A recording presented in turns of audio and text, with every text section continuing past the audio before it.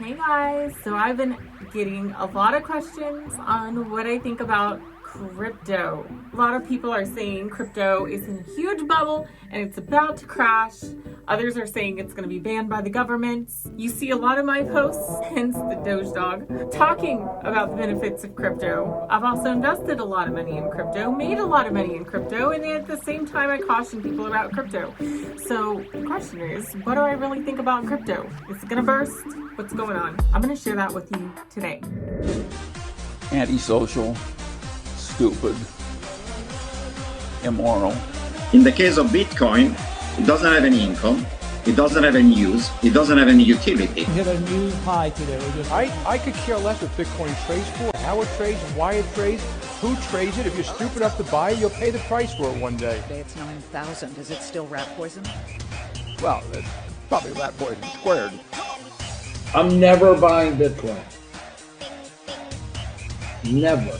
Can you characterize everything that the Fed has done this past week as essentially flooding the system with money? Yes, exactly. You know, just a couple of days ago, somebody relatively prominent said Bitcoin is bigger than the internet, bigger than the Industrial Revolution. Serious. I call it a Ponzi with no one in charge. But here's the thing. Ponzi with no one in charge. There's no Madoff, but it's working that way. 99.999% of the people that own Bitcoin are fucking morons. Retarded, imbeciles. That's just it. Ultimately, you should ignore it, or at least know that it's a Ponzi scheme. Will Bitcoins be worth zero? They might, because they don't have any intrinsic value. It's foolishness. It's a bubble. It's tulips. Look up tulip mania. It explains everything. It's not an effective storehold of wealth. So it is a speculative vehicle, now highly speculative vehicle.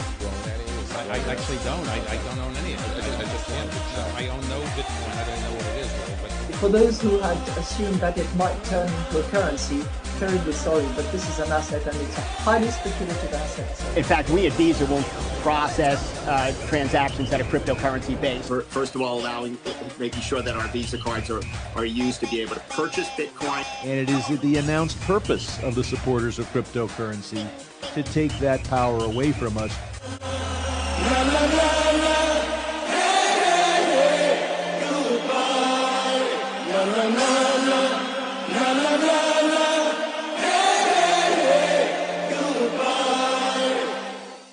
So what are my thoughts about crypto? First of all, I consider it a risky asset class, meaning that I refuse to invest more than 10% of my investment portfolio in the crypto. I reserve 10% of my investment portfolio for anything that is very risky. To understand why I consider it a risky asset, you have to understand how the stock market works. And I'm going to simplify this. You probably never heard this. Here's the thing with stocks. With stocks in general, and crypto is in this category as well, which we'll get to in a minute, the stock price is determined ultimately by the supply and demand of the buying and selling action on that stock. It's not directly tied to the value of the company that backs the stock. You would think, well, if I'm buying a piece of this company and this company has a great background and they're financially stable, they're great, what they call fundamental analysis on the company, if they're solid, it's a slam dunk investment. Not always, because the fact is the company could be an outstanding company with solid financials and a great likelihood of growth. And yet at the same time, the stock price can crash because of consumer perception alone. Something hits the news, somebody doesn't understand what it is the company's investing in, they get scared off, they sell off, the price drops. And so it's important to understand that when we're dealing with the stock market, which is in a bubble right now, and I'm going to show you what I mean, you have to understand the difference between the real world value of the asset you're buying, that piece of that company, right? What is it actually worth, for one? And then two, what's it worth compared to the stock price? The way we do this with the stock market is something called the Buffett factor. And that's where what we want to do in the case of the stock market, the S&P 500 or the Dow Jones, what we want to do is compare that to the GDP, the gross domestic product in the United States. And that's easy to look up, just Google it. Well, here's the thing. In the case of the stock market right now, the GDP is here at the bottom, showing slow, steady growth. And the stock prices in the S&P 500 and the Dow Jones are off the charts high, which means there is a huge disconnect between the solid real world value, which is the GDP, that's our true economy, based on sales, and what the stock price is, which is way up here off the charts. This means that the stock market is, one could say, overly inflated by a huge margin. The bubble will always pop. Ultimately, when the bubble pops, prices adjust to real world value. The reason it's important to understand this is the same case in individual stocks as well. If you look into a company's financials and you see that they're solid, but the stock price is way off the charts, overly inflated compared to its real world value, you know, okay, maybe I shouldn't invest in this right now because this company is in a bubble. They're a good company nonetheless, but the stock price, share price itself is in a bubble.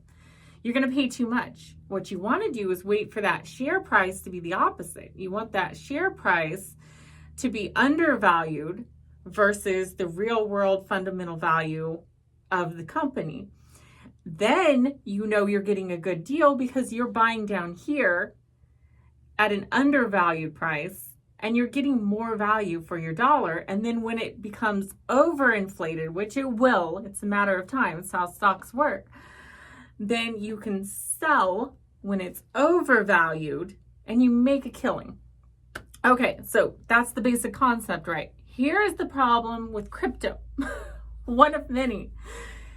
And that is that in the case of crypto, they say, well, all of this is open source code. It's programmed to only produce so many coins. And so that makes it a very stable currency, kind of like silver and gold, right? Here's the problem with that is you have two aspects of it. Just like a company, you have the real world value of Bitcoin or any other cryptocurrency, Dogecoin. And then you have, and I love Elon Musk, by the way. I love his tweets. You have somebody like Elon that tweets out, Doge to the moon. And within hours, Doge goes through the roof and people make a killing. What's happening? Did Doge suddenly become more valuable? No. What happened was the price became inflated versus its real world value because everybody started jumping in buying it because Elon or somebody else said Doge. So you see what's happening here. The problem is because we don't have a solid real world value on cryptocurrency, there's no GDP, so to speak, to find what crypto is really worth. Even if we have a limited supply being produced, how do we know? How do we know if crypto's in a bubble? That is my point. Crypto could be in this massive bubble and we have no clue.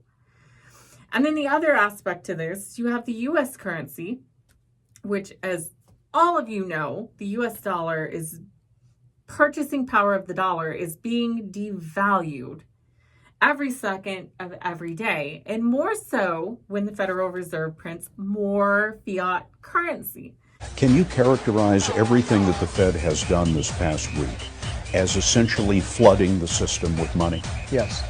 It automatically devalues the rest of the currency. And so on the one aspect, crypto's got, something like crypto has to go up because relative to the dollar, it takes more dollars to purchase that same amount of crypto. So it's kind of a hedge for inflation in a way. The problem is we don't know how inflated this crypto is versus its real world value. And so that's why I consider it a risky asset. I invest in it. I put 10% of my fiat currency in it. I've made a killing in it. I have invested $20 at one point in crypto and gotten an over $600 return because of it in fiat currency. So crypto has made me a lot of income, and I still invest in it. But because we don't know what the real world value of it is, I would consider it a risky asset. And I'm not a financial advisor. Let me say that right off the bat. I'm not a financial advisor. I'm just telling you what I do. One thing I do go long in all the time, and I try to back my fiat currency with, is silver and gold. And before you ever get into investing in such a thing, you really need to know what you're doing. I recommend these two books very heavily, especially this one by Mike Maloney. I think it's Maloney. It's how you say his last name. Excellent books on precious metals investing. Now, the thing with precious metals that is so valuable is not only do we have good, solid, real-world estimates on value, but we have two things. We have silver, which is it's an industrial metal. It's being used in electronics worldwide.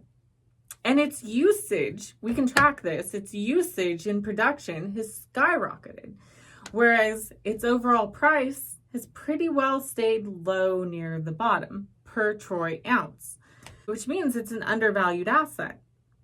The moment that the real world value catches up with its production usage, many are speculating that these will go to $1,000 an ounce, if not more, which is exactly what gold did years ago. It used to be like $35 an ounce. It's now $1,800 an ounce. There's no reason on the charts for me to disbelieve that silver will not do the same thing. It's currently $25 an ounce, a very affordable asset for anybody. So I can only imagine if you had 25 of these things and suddenly the price goes to $1,000 an ounce. The other two factors that you have with silver is you have supply and demand. So obviously if we experience a lot of inflation, which is all indicators are showing that I can see because of all the stimulus packages, the dollar's being devalued. The prices of things are skyrocketing.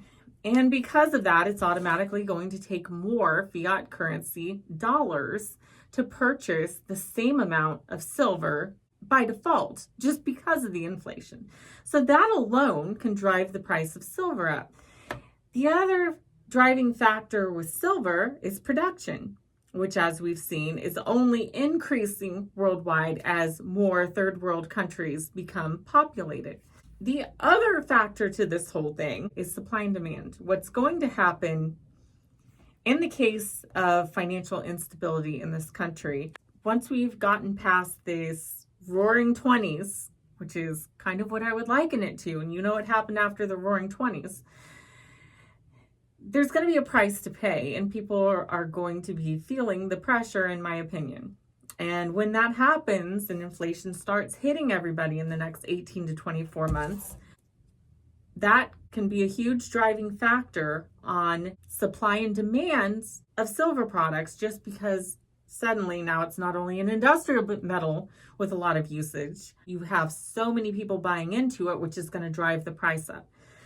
So personally, I'm a big advocate in silver and gold. I like the name of this first book, Stack Silver. Get gold, get stacks of silver, and buy a little gold on the side. My personal policy is I like to back my fiat currency with gold and silver.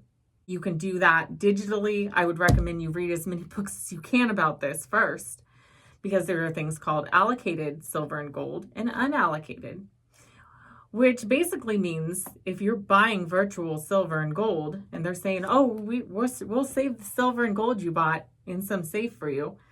If it's unallocated, they're not legally responsible to give you that upon demand. Whereas allocated silver and gold, you know that you have a receipt with your name on it, which means you can physically come to the vault and go get your silver and gold. So there's a way that you can do these things. You can also have them shipped to you personally through various companies online. The charts don't lie. Ever since the US has dropped gold, the gold standard, on the dollar, our dollar has been devalued. We can argue a gazillion reasons why, but that is a fact. And since they've dropped the gold standard, our currency is being devalued every day. And so one thing I realized that I do have control over as an entrepreneur, as a person, is I can simply purchase an equal amount of silver and gold, have it stored, and backing the other 50% of the currency that I have. This hedges me from inflation, so that if we experience an unbelievable amount of inflation, guess what I have in the vault to fall back on? It's like, okay, my fiat dollars just got torn to shreds value-wise, but these also just skyrocketed. And so you put yourself in a win-win scenario where it's like, no, I become the bank. I am my own bank. I'm in charge of my life. I'm making sure that my finances, my fiat currency is backed by something solid. So I'm a huge advocate in silver and gold. But as for crypto, at this current time, I consider it a very risky asset. Last thought, when it comes to regulation, silver and gold have been banned before. Private ownership has been made illegal in this country. And so you got to always think about that. Cryptocurrency.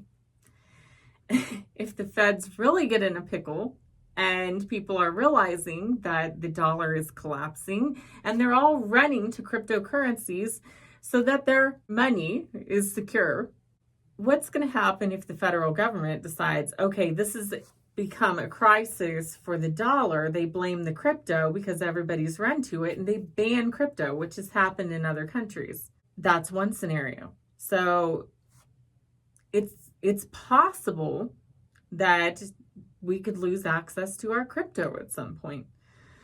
It is also possible that crypto could become such a trustworthy asset in the future, realizing that it's hard programmed, cannot be manipulated, and there's a limited supply that's already predetermined. It may become possible that countries decide to back their currency with something like crypto as collateral to show people that we're trying to stabilize, we're taking steps to stabilize our currency and make things right. That could also happen. In a case like that, crypto is going to go through the roof. People are going to make billions. I mean, it's Dogecoin right now. You're talking 5 cents a coin. It was up to almost 7 cents a coin this morning. I bought it at a fraction of a penny. That's how I made $600 on my $20.